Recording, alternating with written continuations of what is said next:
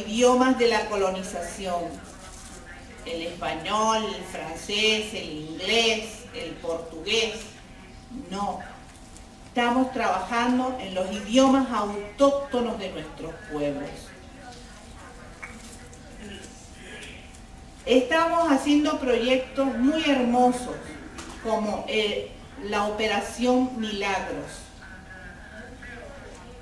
operando gratuitamente a millones de personas en el continente latinoamericano que no tienen visión. Los estamos operando, les estamos dando sus lentes graduados para que puedan aprender a leer y a escribir. La meta son 10 millones de personas. Ya estamos llegando a 5 millones, operados gratuitamente en todo el continente.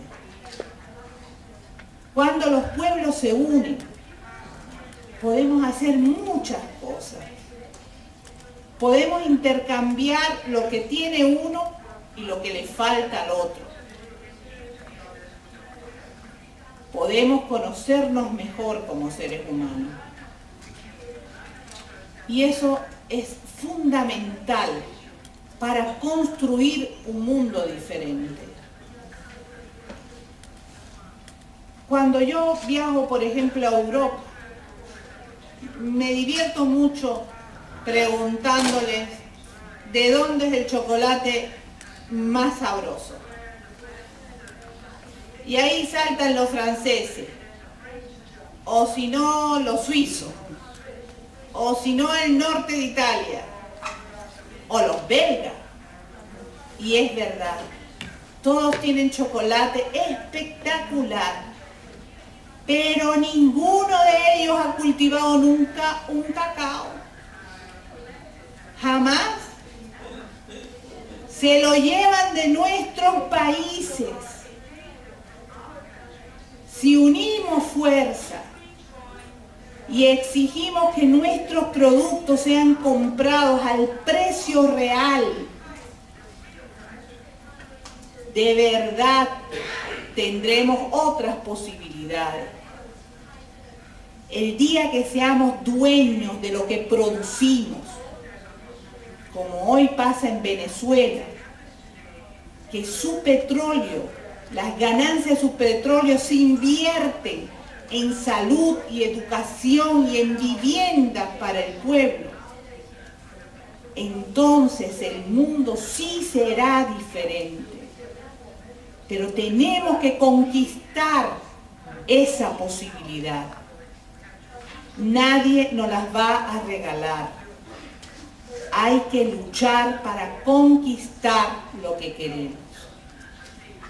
Hay una cantautora argentina que falleció hace poco, Mercedes Sosa. Mercedes Sosa cantaba una canción, decía: hermano, dame tu mano, vamos juntos a buscar una cosa pequeñita que se llama libertad. El estribillo de la canción es muy bonito. Métale a la marcha, métale al tambor, que traigo un pueblo en mi voz. Métale a la marcha, métale al tambor, que viene la revolución. A ver si cantan conmigo. Métale a la marcha, métale al tambor, métale que traigo un pueblo en mi voz. Métale a la marcha, métale al tambor, métale que viene la revolución. Adelante entonces.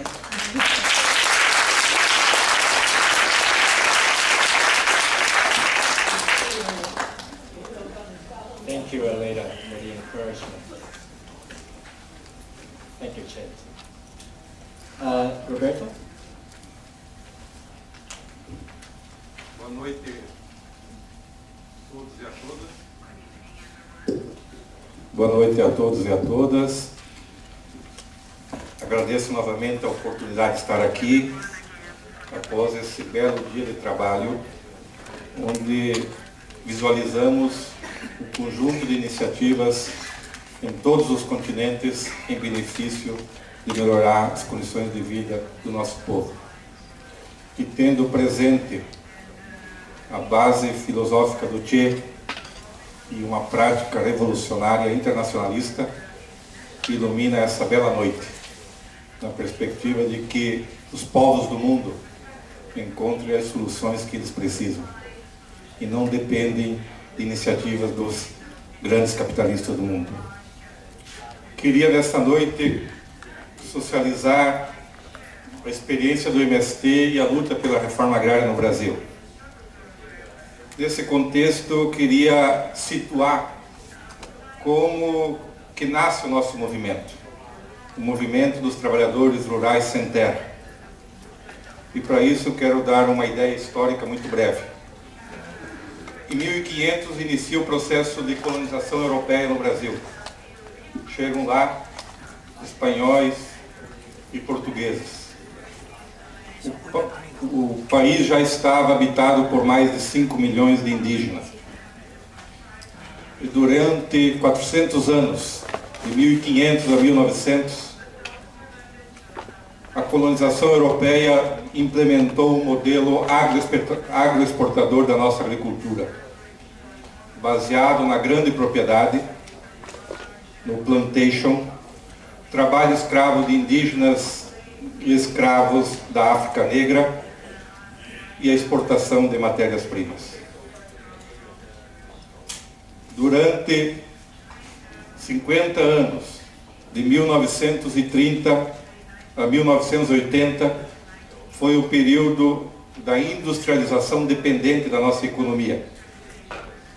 Para financiar esse desenvolvimento, buscou-se empréstimos internacionais, utilizou-se o capital da burguesia nacional, capital estatal, e deslocou-se do campo 40 milhões de famílias camponesas que se transformaram em operários urbanos. Em 1964, ocorre a ditadura militar. E a partir de 1950, inicia um processo de modernização conservadora na agricultura, o qual chamamos de Revolução Verde. Nos anos 80, esse modelo entra em crise. Uma crise econômica, uma crise agrícola, uma crise social e uma crise política. Nesta crise, como vimos durante este fórum, estão as oportunidades também. A grande mobilidade social da população brasileira acendeu um grande movimento de massa. E desse movimento constituíram-se 3 grandes ferramentas da classe trabalhadora. Criou-se o PT, que é o Partido Político dos Trabalhadores, que na sua origem tinha uma proposta socialista da sociedade. Constituiu-se a Central Única dos Trabalhadores, a CUT, a Central Operária, e nesse contexto também nasce o MST. Pela primeira vez na história, depois de quase 500 anos, os camponeses se organizam e se constitui uma classe camponesa. Nesta perspectiva, o MST nasce. E nasce com 3 objetivos e mescla uma natureza bem interessante. O objetivo de lutar pela terra, para que cada família camponesa tenha um espaço de moradia e de trabalho. A dimensão sindical desta luta. Lutar também pela reforma agrária. Uma reforma agrária popular, que envolve trabalhadores do campo e também da cidade. Nesta luta tem a dimensão popular, no sentido que extrapola os interesses só dos camponeses. E também tem como objetivo maior perseguir soluções estruturais para a sociedade. Mudar a sociedade na sua estrutura de produção. Tem a sua dimensão política. Então, durante toda a nossa construção, foi uma mescla de luta corporativa com luta popular e luta política. Isso possibilitou construir o MST. Então, a partir desse contexto, o MST se constitui como um movimento nacional. Todos os outros movimentos de camponeses foram destruídos pela elite e pela burguesia antes de completar 10 anos de existência. O MST rompeu esta regra e se constituiu como um movimento nacional de camponeses, de agricultores sem terra, que seguia por dois grandes princípios. O princípio da autonomia política, uma relação de autonomia política com os partidos, de todas as naturezas. Ser um movimento autônomo que dialoga com os partidos e não é correio de transmissão dos interesses do partido. Se relaciona com o Estado de forma autônoma. Se relaciona com a Igreja de forma autônoma. E o segundo princípio, o princípio das lutas. Porque a única forma de conseguir mudanças estruturais a partir da nossa realidade no Brasil era organizar um movimento que tivesse disposição de lutar por aquilo que acreditava. Nesta caminhada histórica, aprendemos que a luta faz a lei, que a luta obtém vitória, que a luta organiza o povo, que a luta forma